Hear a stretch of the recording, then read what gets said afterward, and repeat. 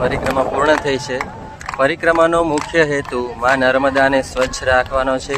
કોઈ પણ સ્થળ પર જાઓ અને ત્યાં કોઈ ગંદકી હોય તો તમે તમારી મેળે એને સાફ કરો અને કચરું ત્યાં ફેંકો નહીં અને કોઈને ફેંકવા પણ ના દો।